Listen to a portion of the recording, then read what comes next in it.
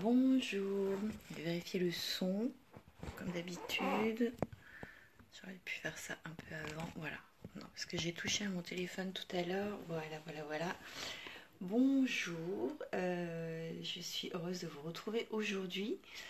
Donc comme je vous le disais, si vous avez écouté la vidéo d'hier, je vais évidemment tenir compte des thèmes dont vous m'avez parlé, que vous souhaitez que j'aborde. Et puis il y en a d'autres qui sont venus s'ajouter d'ailleurs en commentaire sous la vidéo du débrief d'hier.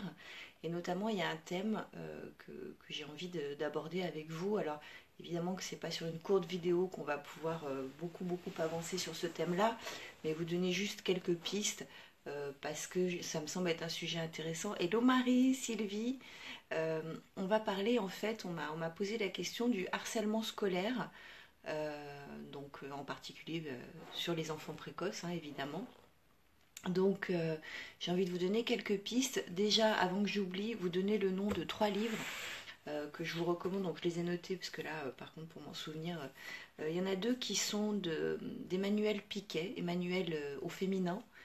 Il y en a un qui s'adresse davantage aux parents, qui s'appelle Te laisse pas faire. Un deuxième qui s'adresse plutôt aux enfants et qui s'appelle Je me défends du harcèlement. Et un troisième que je vous recommande aussi, c'est sous la forme d'une bande dessinée, donc c'est agréable à lire pour les enfants ou les ados, qui s'appelle Seul à la récré. Et là, l'auteur, c'est Bloz, B-L-O-Z. Je ne sais pas si ça se prononce comme ça, mais voilà. Bloz, je connais pas. Emmanuel Piquet, je connais. Et elle est juste incroyable dans sa façon de... Et Lonaki, elle est dans sa façon d'aborder justement le harcèlement scolaire. Elle donne des conseils extrêmement judicieux, un petit peu qui sortent des sentiers battus et qui sont plutôt intelligents et intéressants.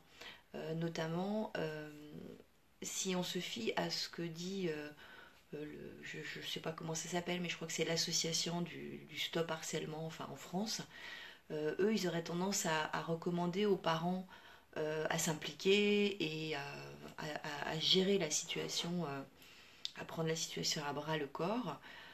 Euh, Emmanuel Piquet, elle va pas à contresens de ça, hein, elle dit pas qu'il faut laisser tomber et ne pas s'y intéresser, hello Lionel, mais par contre elle donne des conseils qui font en sorte euh, de ne pas enlever sa part d'implication à l'enfant harcelé. Parce que dans un très beau TEDx que je vous invite à regarder, hein, avec Emmanuel Piquet, bon, de toute façon, si vous regardez le TEDx, vous aurez peut-être même plus besoin de regarder ma vidéo, mais peu importe, enfin, c'est tellement bien dit, c'est son domaine de prédilection, voilà. Elle accompagne des enfants harcelés, donc elle maîtrise son sujet. Enfin, en tout cas, toujours est-il que dans ce TEDx, elle explique, elle fait le comparatif en fait avec une petite histoire. C'est un petit escargot qui se promène et qui rencontre un mille pattes. Et le mille pattes, il avance hyper bien, avec agilité, facilité, donc sur ces 1000 pattes. Enfin, il n'y en a pas 1000, mais il y en a quand même un certain nombre. Et là, le petit escargot lui dit Salut, le mille pattes, je voudrais te poser une question, ça fait longtemps que je me la pose. Comment tu fais, comment tu réfléchis pour savoir quelle patte tu poses en premier, tout ça, pour pas tomber en fait, quoi. Et le mille pattes, il est abasourdi, il sait pas quoi lui répondre en fait, parce que il y a jamais réfléchi en fait, juste il avançait et il se posait pas la question de savoir comment il avançait. Et puis bon, l'escargot il repart avec sa réponse qui n'en est pas forcément une, mais bon bah ok, d'accord, tu sais pas, ok bah bonne journée quoi. Et le problème c'est que après cet échange, le petit mille pattes, d'un seul coup, alors qu'il s'était jamais posé la question avant, et ben il se demande avant de redémarrer, quoi, avant de remarcher, mais c'est vrai, ça, comment je fais pour avancer avec toutes ces pattes? Quelle patte je dois mettre en premier? Et du coup, il se pose une question qui s'était jamais posée avant et il peut plus marcher et il se retrouve totalement tétanisé. Et comme il est totalement tétanisé, ben, il y a un oiseau de proie qui arrive et qui le mange. Elle est sympa mon histoire, hein. C'est horrible.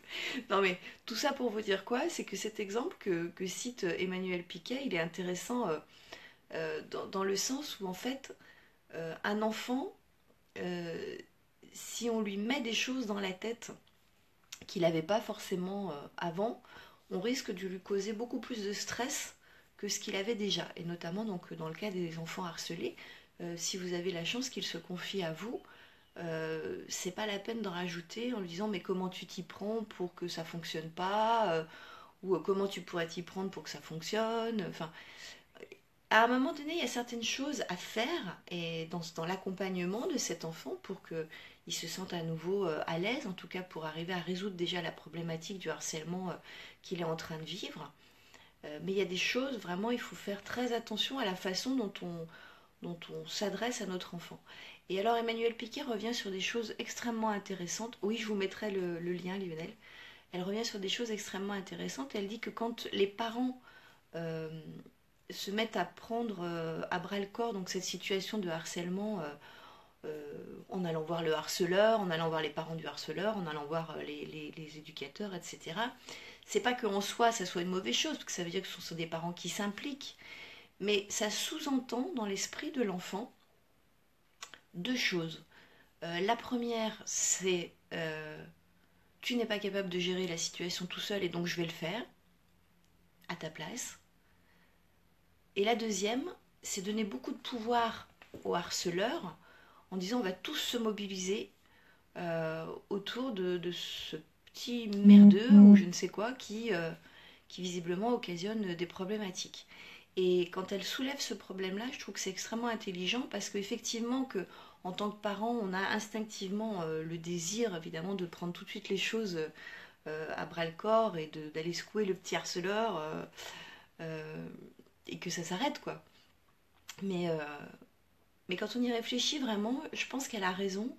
Le fait que celui qui est harcelé puisse euh, agir par lui-même, ça peut vraiment l'aider à franchir un cap beaucoup plus rapidement. Hello Francesca. Et alors évidemment, en fonction des âges, elle le dit d'ailleurs très bien dans son TEDx, hein, en fonction des âges, il y a des choses à faire, à pas faire, ou à aider l'enfant aussi, quoi. Un enfant de 3 ans, il va peut-être avoir besoin davantage du soutien de référents adultes qu'un enfant de 9, 10 ans ou 12 ans ou plus. Mais c'est vraiment important euh, de les impliquer pour qu'ils aient pas le sentiment qu'on fait à leur place et que finalement ça sous-entend, même si évidemment c'est pas ce qu'on a l'intention de dire, hein, mais que pour eux ça pourrait sous-entendre qu'ils sont nuls, que ouais tu vois, il faut encore qu'ils demandent à quelqu'un, machin, bon voilà. L'essentiel c'est de sécuriser et responsabiliser. De sécuriser, oui, de toute façon il faut sécuriser en disant qu'évidemment cet enfant non, il est protégé, l'œil de l'adulte reste là et ne lâchera pas, évidemment. Mais l'impliquer, par exemple, à un moment donné, elle donne un exemple que j'ai trouvé adorable. C'est une petite fille, je ne saurais plus vous dire son âge, mais euh, bon, elle est en âge d'apprendre à lire, à écrire, etc. Donc elle est dans les, je pense, dans les CM1, CM2, quelque chose comme ça. Et elle en a marre parce que euh, en fait, elle n'arrête pas de. Quand elle arrive chez Emmanuel Piquet, hein, donc il la reçoit dans son cabinet, elle lui dit j'en peux plus, j'en peux plus, je t'en supplie, dis à mes parents de me changer d'école en fait. Et donc Emmanuel Piquet lui demande évidemment mais pourquoi tu veux qu'on te change d'école? Et elle dit parce qu'il y a Kevin, il m'embête tout le temps, c'est plus possible, j'en peux plus, il est tout le temps après moi, je veux changer d'école. Et Emmanuel Piquet, en fait, lui fait une réponse en deux temps.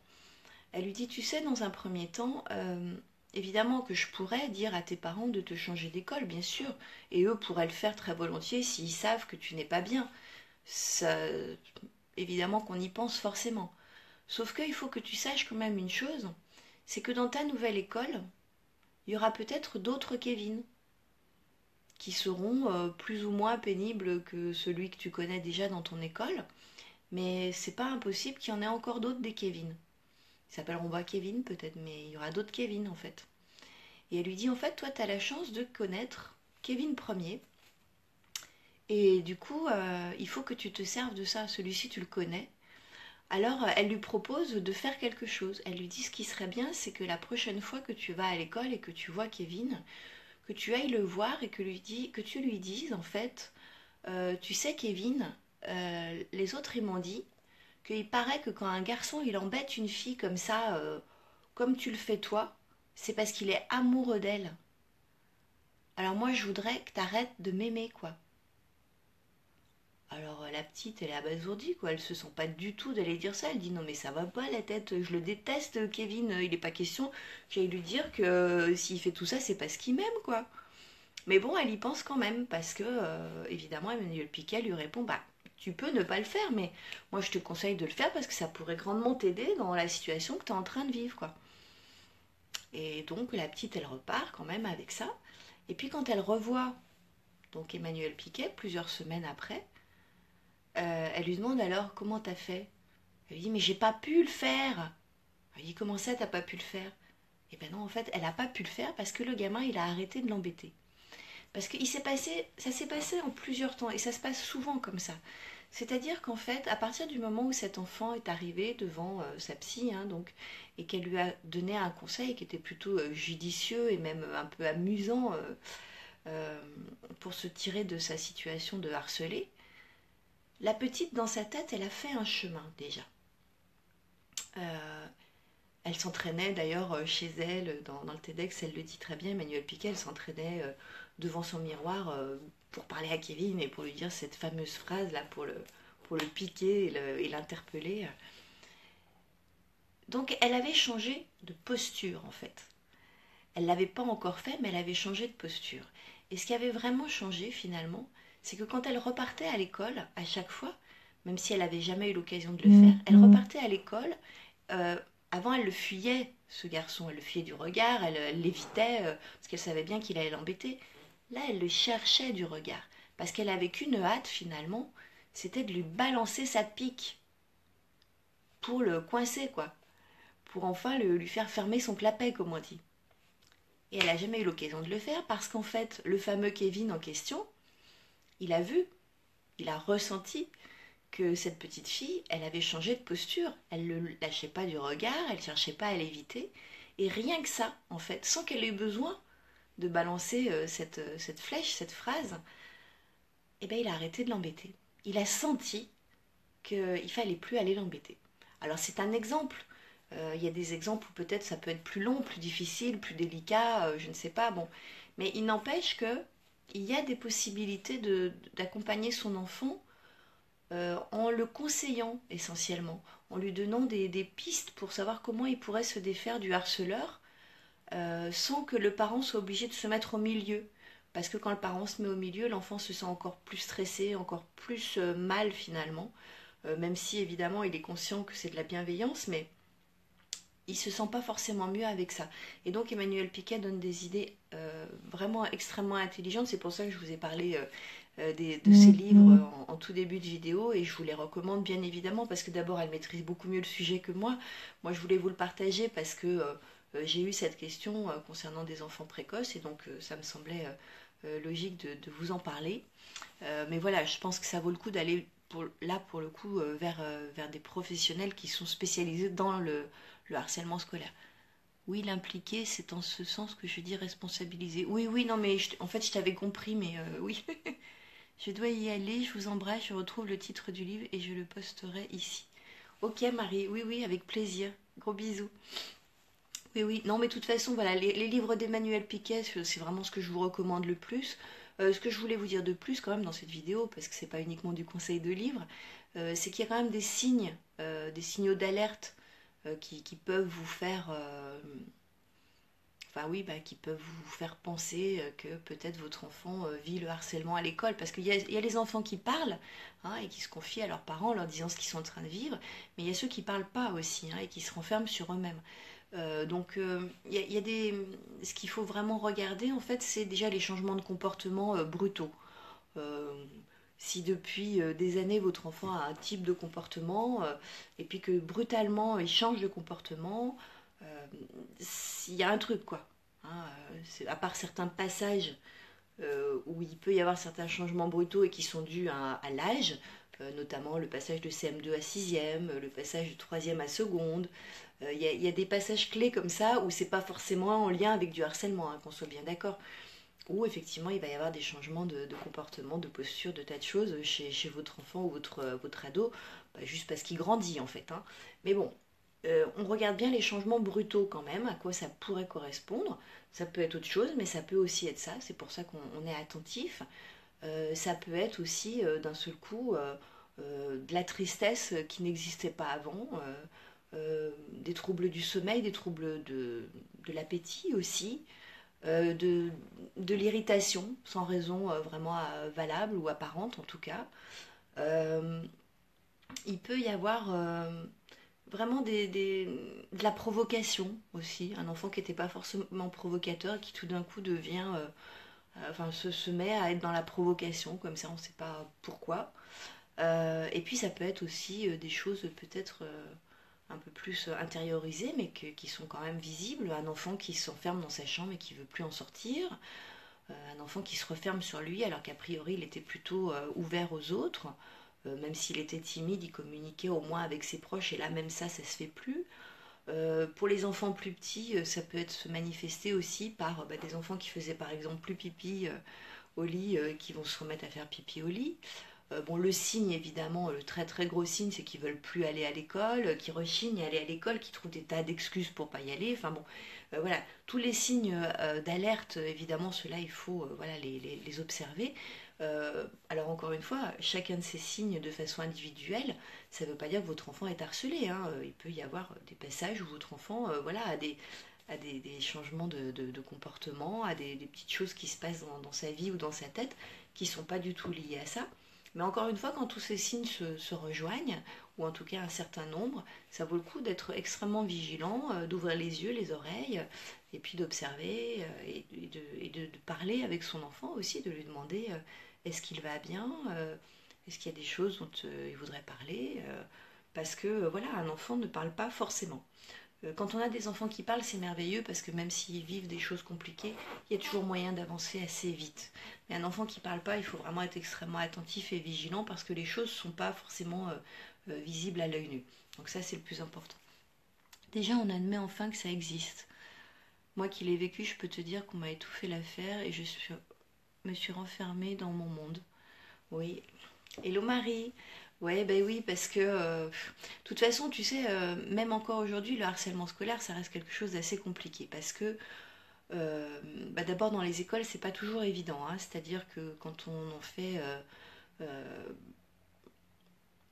on en fait état auprès des référents, donc les directeurs d'école, les CPR, les instituteurs, les professeurs, tout le monde accueille pas forcément l'information de la bonne façon. Et donc, en fonction de comment ça va être déjà reçu, cette information, évidemment, on sait si oui ou non on va pouvoir avancer, hein. Il y a des parents et des professeurs qui se sont déjà retrouvés face à des directeurs d'école qui leur disent bah, c'est votre enfant qui a un problème, il faut l'emmener voir un psy. Ok, merci, bonne journée. Je suis contente d'être venue. On va bien avancer avec ça. Bon, on peut se retrouver face à des gens extrêmement réfractaires, totalement hermétiques à l'information de ce genre-là. Et là, effectivement, c'est un peu plus compliqué. Et c'est là où ça intervient éventuellement l'intervention d'une tierce personne, du type d'Emmanuel Piquet, hein, qui sont spécialisés dans l'accompagnement des enfants qui vivent le harcèlement. C'est une psy, mais qui est spécialisée dans ce domaine-là. Parce que là, effectivement, une tierce personne, elle arrive avec sa neutralité, avec son recul, et puis surtout, c'est une adulte qui va être en capacité à faire la part des choses entre le discours parfois un petit peu très, très alarmant ou très, très inquiet d'un parent et puis le discours d'un enfant, arriver à regrouper toutes les informations pour trouver des pistes pour que cet enfant puisse à nouveau vivre sereinement dans son école. Et 9 fois sur 10, avec l'accompagnement d'un tiers, ça se passe très bien. Le danger quand on se sent démuni, c'est d'essayer de faire seul. Hein, on peut essayer de faire seul. Parfois, on arrive à démêler la pelote de laine comme ça et c'est tant mieux. Mais si on sent qu'on n'y arrive pas, faut pas continuer à se taper la tête contre le mur tout seul en disant de toute façon j'y arrive pas, mais je vais y aller quand même. Non, on va finir par faire n'importe quoi et par mettre tout le monde mal à l'aise, les enfants. Enfin bon, ça va être un cercle vicieux pas très sympa quoi. Donc si vraiment on sent que c'est compliqué, ça vaut vraiment le coup de faire appel à un tiers qui aura ce regard extérieur et qui pourra donner des conseils judicieux aux enfants, pourquoi pas, pour qu'ils puissent s'en sortir en, pas en totale autonomie forcément, mais avec le plus d'autonomie possible. Et ça les enfants en sortent grandis hein, quand ils ont réussi à faire ça tout seuls. Hein. Parce que bien sûr que si papa maman arrive et colle une tarte à celui qui a enquiquiné votre gamin, ouais, sur le moment, ok d'accord, mais enfin ça résout rien. En plus vous pouvez avoir des problèmes avec les parents de l'autre. Enfin, il y a des situations où clairement, même si on a envie de ruer dans les brancards, c'est rarement la bonne ou la meilleure solution en tout cas. Donc ça vaut vraiment le coup de se poser. 1,40 m en sixième, j'étais vraiment la prof facile. Et malgré l'épreuve physique, ils n'ont pas donné suite pour éviter le scandale. Belle mauvaise foi de l'éducation nationale. Oui, oui, et puis bon, de toute façon, il y a... Je dois partir. Ah, on se voit à 17h. Oui, Francesca. Ouais. Mais oui, parce que de toute façon... Après, tu sais, Lionel, bon, on n'est pas super vieux, mais c'était aussi une autre époque où les choses se résolvaient aussi d'une autre façon. Hein, et puis, si tu prends il y a encore 40 ans en arrière, c'était encore différent, quoi. Ou même encore plus, quoi. Moi, je sais que quand mes parents ou mes tantes me racontent leurs histoires à l'école, ça se passait d'une façon assez préhistorique, hein, d'après ce que j'ai pu comprendre. Euh, Moi, je me souviens, ils m'ont raconté l'histoire d'une maîtresse. Alors là, c'était la maîtresse hein, qui était dans le rôle de plus ou moins de la harceleuse. Quand un enfant répondait pas convenablement ou faisait pas ce qu'il fallait, elle prenait, enfin, ou quand il mangeait un chewing-gum, c'est ça, quand il mangeait un chewing-gum, j'ai dit tellement d'anecdotes, elle lui prenait le chewing-gum, elle lui collait dans les cheveux. Et l'enfant rentrait chez lui avec le chewing-gum collé dans les cheveux. Donc évidemment, les parents devaient couper les cheveux. Et les parents disaient rien jusqu'au jour où le professeur a collé le chewing-gum dans les cheveux d'une gamine dont le père a pas du tout réagi de la même façon que les autres. Il est arrivé à la sortie de l'école, il lui a collé 2 tartes à la maîtresse et elle n'a plus jamais collé de chewing-gum dans les cheveux. Et ça n'a pas été porté à l'inspection d'académie et machin. Voilà, bon, c'était il y a 60 ans. 50, oui, 50 ou 60 ans. Voilà, en fonction des époques, en plus, bon, on règle les problèmes d'une façon ou d'une autre. Aujourd'hui, on sait très bien que si on fait ça, on va carrément aller en justice. Quoi. Il y a forcément quelqu'un qui va traîner l'autre en justice. Enfin, à un moment donné, les tartes, c'est pas forcément la solution idéale, même si ça peut démanger les doigts, on le sait. Mais c'est pas la solution. Donc il va falloir forcément réfléchir à des solutions plus sereines, peut-être plus intelligentes, plus originales, mais en tout cas qui vont fonctionner. J'ai juste une cicatrice au menton qui en témoigne, mais bon, ouais. Non, non, mais en plus, je dis pas hein, que ça c'est pas épouvantable. Hein. Il y a des enfants qui se sont fait agresser, qui se sont fait dépouiller constamment. Il y a des enfants qu'on a obligés dans les toilettes à quitter leurs pantalons pour les humilier. Enfin, je veux dire, les situations sont plus ou moins graves. Hein. De toute façon, voilà, on sait jusqu'où ça peut aller. Mais c'est aussi pour ça qu'on en parle. Euh, Ce qui est hyper important, c'est que l'enfant puisse arriver à en parler. S'il n'en parle pas, mais qu'on voit des signaux d'alerte, ça va être aux parents, aux référents, aux gens, ça peut être un grand frère, une grande sœur, enfin quelqu'un en qui l'enfant aura suffisamment confiance pour confier sa douleur, sa blessure, son angoisse. Voilà, il faut qu'il y ait quelqu'un qui arrive à le faire parler pour savoir qu'est-ce qui se passe vraiment. Et puis si l'enfant parle, bah effectivement, il faut écouter attentivement tout ce qu'il dit et ensuite démêler ce truc-là, voir en fonction de l'âge de cet enfant, donc effectivement s'il peut régler ce problème avec, en lui donnant ce que Emmanuel Piquet appelle des flèches, comme ça à balancer au harceleur. Elle cite un exemple extraordinaire dans sa vidéo que j'adore. C'est un jeune qui a 18 ans, donc 18 ans c'est pas un bébé, hein, mais ce gamin-là, en fait, comme c'est un enfant doué, effectivement, il réussit à l'école, il travaille, il est plutôt sérieux, etc. Et il est devenu la cible vraiment des moqueries de l'ensemble de ses camarades de classe, à tel point qu'ils ont créé un groupe Facebook anti lui, quoi. Et donc c'est déjà rien que le truc comme ça, c'est monumental, c'est gigantesque, quoi. Et en fait, il en parle donc à Emmanuel Piquet, parce qu'il est quand même venu en entretien avec Emmanuel Piquet. Et elle lui demande s'il en a parlé à quelqu'un. Il en a parlé à aucun de ses professeurs. Il n'a absolument pas parlé non plus ni à ses parents ni à qui que ce soit. Il a trop honte en fait. Il souffre terriblement, mais il se dit si j'en parle, ça va envenimer les choses. Tout le monde va s'y mettre, à vouloir s'en occuper, ça va être encore pire, quoi. Donc l'enfant, vous voyez, il a 18 ans, il sait que s'il en parle aux adultes, on va pas forcément l'aider en fait. Donc heureusement, il en parle à la bonne personne.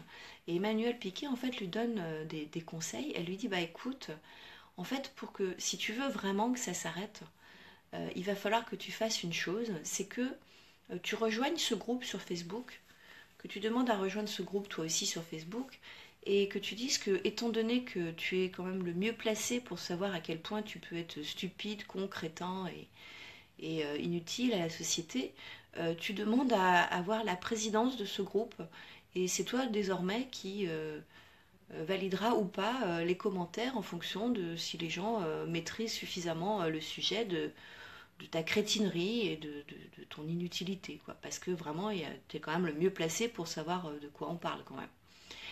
Et il est abasourdi, mais il comprend où elle veut en venir, donc il fait ça en fait. Et en fait, du jour où il a demandé effectivement à rejoindre le groupe, à en prendre la présidence, à gérer les commentaires, ben en fait le groupe s'est évanoui dans la nature parce que ça intéressait plus personne vu que les faits attendus n'avaient plus lieu. Et donc ça s'est dissous. Et quand il s'est retrouvé à nouveau au lycée, parce qu'évidemment il a eu un temps où il ne voulait plus y aller, quand il est retourné au lycée, plus personne l'a moqué. Parce que voilà, bah, c'était une histoire passée, il avait géré ça correctement et aux yeux des autres, bah, c'était quelqu'un qui savait se défendre. Et quelqu'un qui sait se défendre, bah, c'est quelqu'un qui est respecté en fait. Donc parfois ça vaut le coup voilà, de se faire conseiller par des gens qui ont des idées pertinentes, quel que soit l'âge, pour que ça retombe comme un soufflet. Parce que finalement, ce qui intéresse le harceleur, c'est de voir le harcelé souffrant, désespéré, stressé, apeuré, voilà. S'il n'y a plus tous ces signes, euh, le harceleur il va chercher une autre cible, hein. Sa cible ne l'intéresse que si si elle ressemble vraiment à une proie, quoi. Si elle respire la vulnérabilité. Voilà. Donc, enfin, vraiment, je vous recommande la vidéo d'Emmanuel Piquet qui vous dira 100 fois mieux que moi tout ça. Mais c'était important pour moi d'en parler parce que voilà, on m'a posé la question. Euh, Encore une fois, si les enfants sont petits, évidemment, il peut y avoir le soutien d'un adulte. Il peut y avoir des phrases clés, ce qu'Emmanuel Piquet appelle des flèches, les bonnes flèches pour piquer au bon endroit et se débarrasser des harceleurs à l'école. Il y a aussi un groupe, je vous mettrai le lien en dessous de la vidéo en version YouTube. Il y a un groupe qui existe pour que les parents puissent se rejoindre si votre enfant est harcelé ou harceleur, hein, parce qu'après tout on peut avoir besoin d'aide dans les deux cas.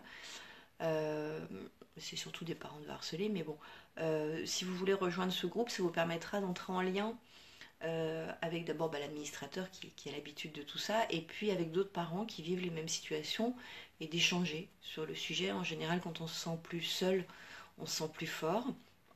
Donc je vous mettrai le lien sous la vidéo en version YouTube. Voilà. Je vous embrasse. Je vous dis, on est vendredi, je vous dis à lundi. Je vous dis pas encore sur quel thème parce qu'il y a beaucoup de thèmes que vous souhaitez que j'aborde et du coup il faut que je réfléchisse à celui qui sera le plus pertinent à ce moment-là en tout cas. Voilà.